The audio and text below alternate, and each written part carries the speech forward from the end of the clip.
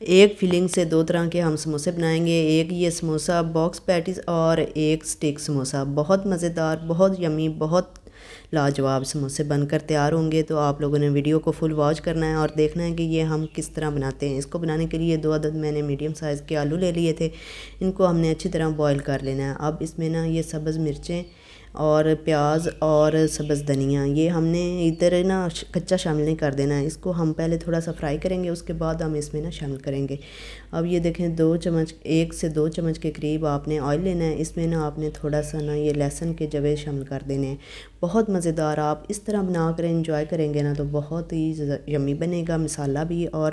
گھر والوں کو اتنی کوئی اس کی خوشبو پسند آئے گی اور بہت ہی لاجواب ہے۔ آپ لوگ اس طرح بنائیں تو بہت زبردست آپ کی بھی ریسپی ہو جائے گی۔ اب اس میں نا آپ نے تھوڑا سا زیرہ شامل کر دینا ہے۔ یہ دیکھیں میں نے اس میں نا تھوڑا سا زیرہ شامل کر دیا۔ ہم نے ادھر اس کا کلر چینج نہیں کرنا، ریڈ یا گولڈن براؤن کی طرف اس کو نہیں لے جانا، بس ایسے نا تھوڑا سا نا یہ سافٹ ہو جائیں تو اس کے بعد آپ نے اس میں پیاز شامل کر دینا ہے۔ پیاز میرے پاس یہ نا تھوڑا سا میں نے پیاز شامل کیا، آپ نے بھی اس طرح نا تھوڑا سا پیاز شامل کرنا ہے، زیادہ پیاز شامل نہیں کر دینا۔ اب آپ نے پیاز کو بھی نا ادھر نا زیادہ ڈارک نہیں کرنا، بس تھوڑا سا نا یہ سافٹ پیاز ہو جاتا ہے تو اس کے بعد آپ نے اس میں نا سبز مرچیں جو ہم نے بریک کاٹ کے رکھی ہیں وہ اس میں شامل کر دینی ہیں۔ آپ اس طرح بنائیں گے فلنگ، اس سے آپ یہ سموسے بھی بنا سکتے ہیں، رول بنا سکتے ہیں، اور اس سے آپ جو آلو والے پراٹھے ہیں وہ بھی بنا سکتے ہیں۔ اب اس میں نا ہم نے یہ تھوڑی سی نا یہ جو دڑا مرچیں ہیں وہ شامل کر دینی ہیں، نمک شامل کر دینا ہے، نمک مرچ آپ اپنے ٹیسٹ کے حساب سے سیٹ کر لینا، اور تھوڑا سا لال مرچوں کا پاؤڈر شامل کر دینا ہے۔ اگر آپ چاہیں تو ادھر ہلدی بھی شامل کر سکتے ہیں، لیکن میں نے ہلدی شامل نہیں کیا، اور تھوڑا سا گرم مسالہ شامل کر دینا ہے، اور چاٹ مسالہ بھی آپ نے ادھر شامل کر دینا ہے۔ اگر چاٹ مسالہ آپ نے شامل کرنا ہے تو کر لیں، نہیں کرنا تو اسکپ کر دیں، اور تھوڑا سا نا اس میں نا آپ نے یہ دھنیا اور زیرے کا پاؤڈر شامل کر دینا ہے، اور ان ساری چیزوں کو آپ نے اچھی طرح مکس کر لینا ہے۔ مکس کر کے جو ہم نے آلوؤں کو بوائل کیا تھا وہ آپ نے ادھر نا میش کر کے تو وہ شامل کر دینے ہیں۔ یہ دیکھیں اس طرح کر کے نا یہ سارے پوٹیٹو ادھر شامل کر دیں بوائل ابلے ہوئے، اور ان کو آپ نے اچھی طرح نا ادھر ہی میش تھوڑا سا اور کر لینا ہے کہ یہ تھوڑا سا نا ایسے سافٹ سے ہو جائے۔ یہ دیکھ ساتھ مکس بھی کرتے جائیں اور ساتھ تھوڑا تھوڑا اس کو دباتے بھی جائیں۔ اگر آپ ادھر چکن بھی شامل کرنا چاہتے ہیں تو کر لیں، نہیں کرنا تو آپ اس طرح بنائیں گے نا تو بہت یمی بنے گا۔ اب یہ دیکھیں میرے پاس یہ چھوٹی پیالی ایک چکن کی تھی،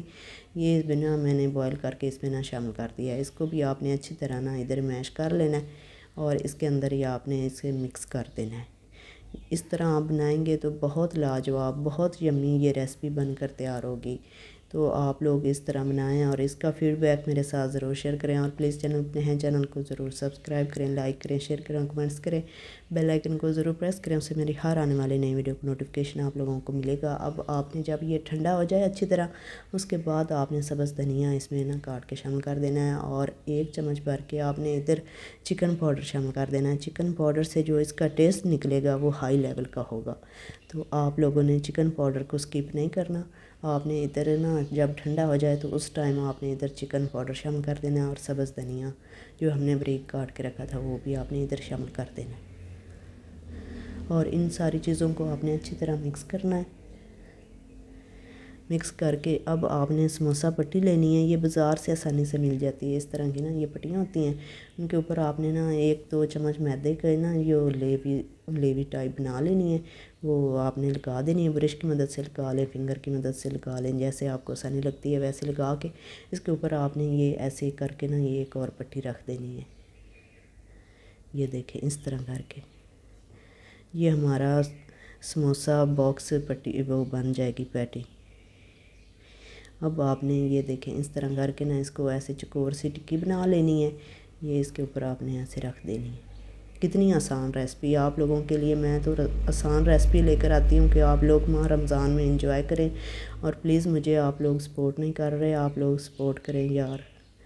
تو یہ دیکھیں اس طرح کر کے نا آپ نے اس کو ایسے فولڈ کرتے جانا ہے، میں آپ کو سارا اس کا طریقہ بتاؤں گی کہ آپ نے کیسے فولڈ کرنا ہے، اور بہت ہی آسان، بہت ایزی، اگر آپ اس طرح بنائیں گے تو بہت گھر والوں کو پسند آئے گی۔ تو اب اوپر آپ پھر تھوڑی سی لیوی لگا دیں، ایسے کر کے نا اس کو آپ نے فولڈ کرنا ہے، یہ دیکھیں ایسے۔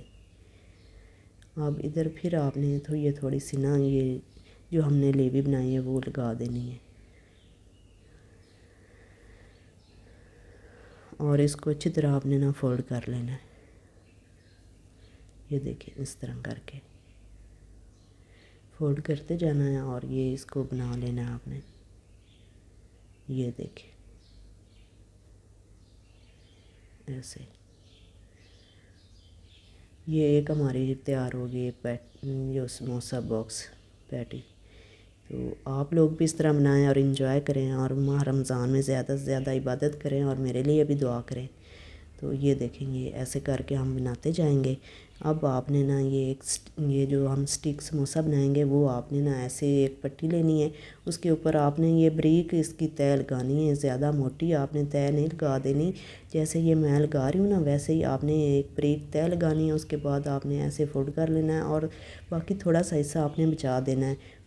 فل کے اوپر آپ نے نا یہ جو اس کا مکسچر ہے نا آلو والا، وہ فل کے اوپر نہیں لگانا، بس تھوڑی سی نا آپ نے اس کی سپیس چھوڑ دینی ہے، اور اس طرح کر کے نا آپ نے اس کو فولڈ کرتے جانا ہے، ٹائٹ آپ نے فولڈ کرنا ہے، اور پھر دوبارہ آپ نے ادھر لیول لگانی ہے، لیول لگا کے اس کو اچھی طرح نا آپ نے ایسے فولڈ کر دینا ہے۔ یہ دیکھیں یہ بھی کتنی آسان ریسپی ہے، دونوں بہت آسان ریسپی ہیں، آپ لوگ بس بنائیں اور انجوائے کریں، اور آپ اس کو سیل بھی کر سکتے ہیں، اس طرح بناتے جائیں اور سیل کرتے جائیں۔ تو اب آپ نے نا اس کو پکڑنا ہے، اور اس کے ایجز پہ نا آپ نے تھوڑا سا وہ لیوی لگا کے،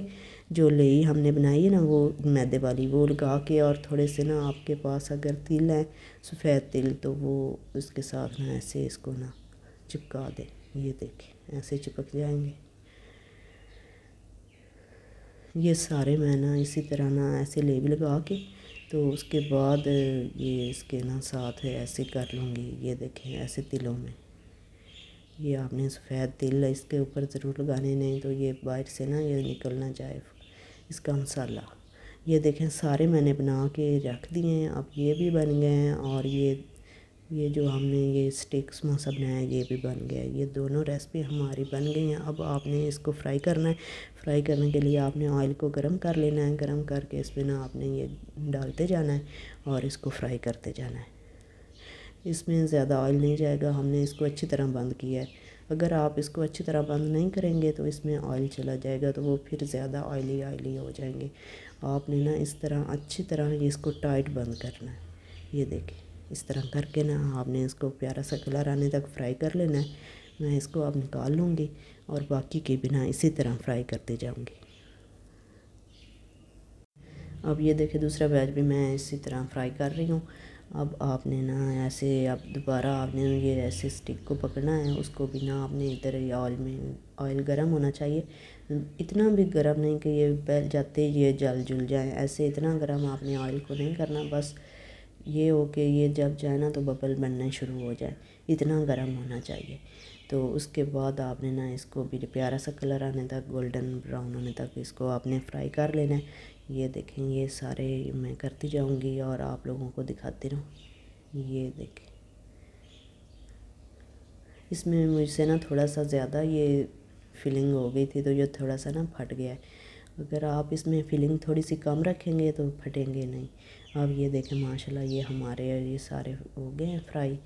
تو سٹکیں بھی میں نے فرائی کر لی ہیں، اور یہ باکس پیٹیز بھی میں نے فرائی کر لی ہیں۔ اب آپ اس کو چلی ساس کے ساتھ کھائیں، کیچپ ساتھ کھائیں،